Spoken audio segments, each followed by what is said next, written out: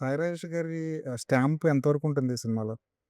ఖచ్చితంగా ఉంటాయి సార్. ఆయన కథ ఆయన ఇచ్చారు గదా! అవును. అవును. ఒక ఆయన దాంట్లో కొన్ని కోర్ ఎమోషన్స్ ఉంటాయి గదా! అవును. డెప్త్ హ్మ్. ఇలా చెప్పాలి, హార్డ్ హిట్టింగ్‌గా ఉండాలి కొన్ని ఎమోషన్స్ హ్మ్. అని.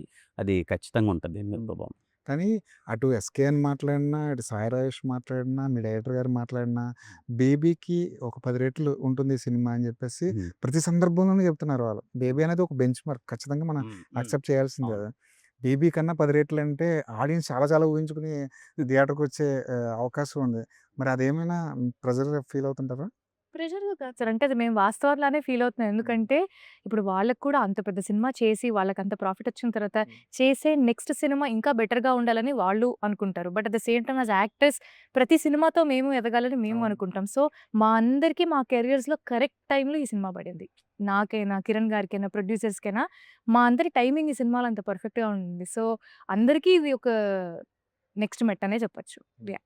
'సాయి రాజేష్' గారు ఈ సినిమాని డైరెక్ట్ చేస్తే బావుంటది అనిపించిందా మీకెప్పుడైనా? అంటే స్టార్టింగ్ స్టేజ్‌లో గాని. అంటే నాకు 'సాయి రాజేష్' గారు ఇలా కథ చెప్పాలండి సార్ మీకు నరేష్‌నివ్వాలి అని అన్నారు. సో, సారొచ్చినప్పుడు నాకు ఆయన డైరెక్టర్ తెలీదప్పుడు. ఉన్నారు. నాకు 'సాయి రాజేష్' గారు ఇలా నరేష్‌నివ్వాలి అనంటే ఇలా రవీన్న నరేష్‌నిచ్చారు first time. So, the moment ఎప్పుడు నేను రవీన్న నరేషన్ నాకు చెప్పారో నేను విన్నానో, ఐ నో సార్ అతనికి చాలా క్లారిటీ ఉంది. ఈ సినిమాని ఎలా తీసుకెళ్ళాలని. So, then there is no point sir. అంటే అప్పటినుంచి నాకెప్పుడు ఆ పాయింట్ అనిపియల. ఏది 'సాయి రాజేష్' గారు ఏంటి అని. But anyway he is there. 'Sai Rajesh' garu he promised me. లేదు సార్ నేను దగ్గరుండి చూసుకుంటాము. మొత్తం ఇదంతా ఉంటాము అదని. He is there. బట్ రవీన్న హాస్ గుడ్ క్లారిటీ. ఎలా తీసుకెళ్ళాలి సినిమా ఏంది అని చాలా తీశారు. సార్ నేను పదే పదే చెప్తున్నాను. రేపు థియేటర్‌లో కాన్వర్జేషన్స్‌కి మీరందరూ భలే రాసాడు కదరా! అని చెప్పి చాలా మంచిగా మాట్లాడుకుంటారు.